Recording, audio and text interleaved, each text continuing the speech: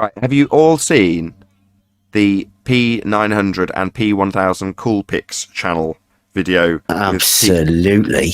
Right, I'd like to talk about that next. Yeah, I've got it in the intro. P900 Cool Pics, shout out. Was it in the intro to that video? Yeah, and the bit where it says you can't see too far. Your model dictates that you never see too far, Buster. Yeah, that's Sandra's pics. Okay, so I've got it's from her more popular channel, which is called P900 Cool Pics. This is video title: Nikon Cool Pics P1000 infrared beacon fell to Great Orme in 4K 62 miles. And just because I'll take it as a plug, where you can see this is on P900 Cool Pics channel. Subscribe today, link in the live stream chat. Yeah, the title of this video is Nikon Cool Pics P1000 infrared beacon fell to Great Orme in 4K 62 miles. Catchy title there, Sandra. So before we get into this, I am just going to take this opportunity to thank my new patrons, and they are Dr. Logic, Simon D, John Graham, Howard Moore, and Pros. And thank you very much. I really mean it. Thank you very much for becoming Patreons of mine. It means an awful lot. Okay, so yesterday on Nathan Oakleys' channel, he promoted Sandra P900 Cool Pics for her amazing photography and amazing camera work using infrared. Now, I have to say that the quality of the photography is very good, but the conclusions drawn from it is very poor. Let me explain. This is obviously Sandra's photography. Now, what we have in this image is Gwintimore wind farm, and we also have one of two electrical substations which are prominent here. Now, take note of this mountainside in the background, and what I'm going to show you now, because I have all of these wind turbines individually placed on Google Earth that shows their exact locations. Now, this is P900 Cool Pics position. This is exactly where she gave us her GPS coordinates from. So she took the photography from here, and what we're going to do is we're going to look through the Gwintimore wind farm, which is here, and here we have the electrical substation there, and we also have a line of sight to the 14th turbine going across here, and we also have another line of sight to Great Orme. So we have three lines of sight here. Now these will become interesting in a minute. So the first line of sight that takes you exactly through the electrical substation, let's see what that looks like when we go down here and we have a look through that line of sight right here. Let's see if we can identify something. Oh, and what do you know? Here, as we scroll in and we come up to this part here, can you notice something that I asked you to notice before? Can you see this mountainside here that drops off? Let's bring up Sandra's just to confirm this. And you see the drop off here on the mountain. There's the substation, the electrical substation. There's the drop off. There's the drop off.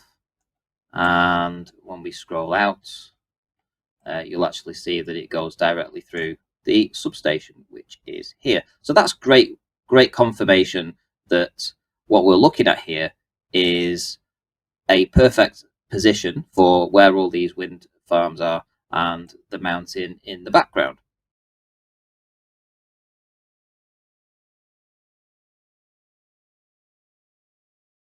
And on the right hand side, we also have Great Orme itself and the tramway and the building at the top, which is here, which Sandra picks out too. She also picks up the tramway too in her video. But the interesting thing is the distance between the two, and in the imagery from Sandra, we definitely have a gap. As you can see, there is definitely a gap there. There's something missing. So we need to decide what is missing. And we're going to use Great Orme for that, because we know that Great Orme, there's more of Great Orme that carries on along here. But we know that some of it's cut off, some of it's missing. How much so? That is the question. So if we count these wind turbines going across here, there is actually 14 wind turbines to this spot right here, this turbine here. So if we play the video just a little bit, and I'm going to pause it just there, what we have, that's the 14th turbine. And we also get a very little hump here, tiny little hump. It's almost indistinguishable, but you do see it later on in the video, but you can still pick it out here. And that's going to be interesting too, because it will verify what we're actually looking at here. So 14th turbine is here. Let's go to Google Earth, and as you can see, what I've done is I've counted out 14 wind turbines in the line of sight through the wind farms, what you would see, and that takes you along this line of sight here. Now, when we scroll in to look at how much of Great Orme is now cut off, so we know that this line of sight, we're seeing everything on the right-hand side of it. Everything down here is visible. And then when you come to this part here, through this line of sight, this is basically where things become not seen, right? So all of this part here is missing. And if we look at the elevations here of what this hill is, this elevation on this hill is about 111 meters. Okay, so intersects the horizon at about 111 meters. But just to the left-hand side, we actually have something that's just ever so slightly higher, just this part here of Great Orme, this little part here, which is about 124 meters. So it's about 13 meters higher than the part where it cuts off.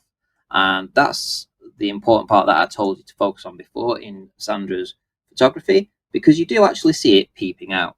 It is actually just there.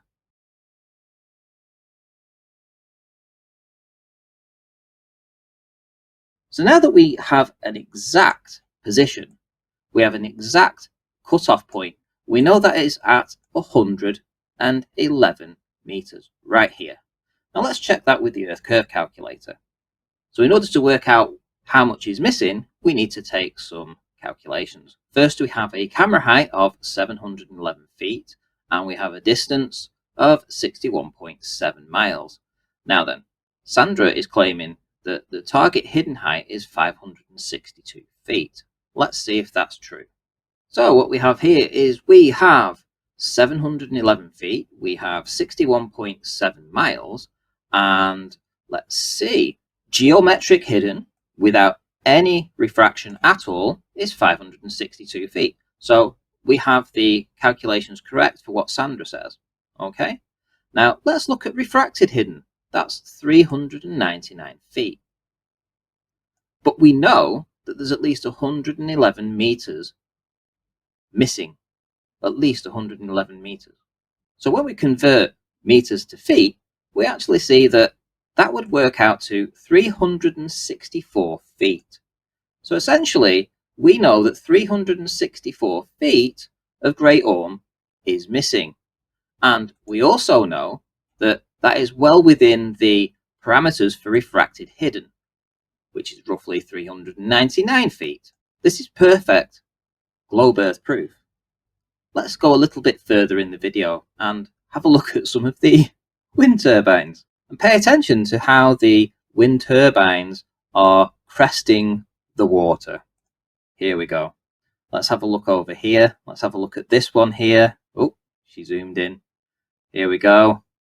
Let's pause it a second. This wind turbine is half hidden. This wind turbine is half hidden. This wind turbine is half hidden. And this wind turbine is half hidden. Watch as Sandra moves around and you can see the blades cresting behind the water. And this was presented on Nathan Oakleys' show yesterday. This is incredibly embarrassing. Nathan literally promoted a channel and an observation that shows perfect globe Earth proof. And one last thing to show you, because I'm sure you'll be interested, is at what height does the line of sight through the electrical substation intersect the mountain in the background? Well, let's follow that line of sight to here, which is this line of sight here. Now I've labeled it line of sight electrical substation. Let's click the elevation profile on that and let's scroll back in so that we can actually see where it intersects on the mountain. Turn it around. Here we go. And it intersects the mountain right there at 203 meters. So here's a question for you. If it intersects the mountain in the background at 203 meters, but at Great Orme we're only seeing down to 111, how does that work on a flat plane?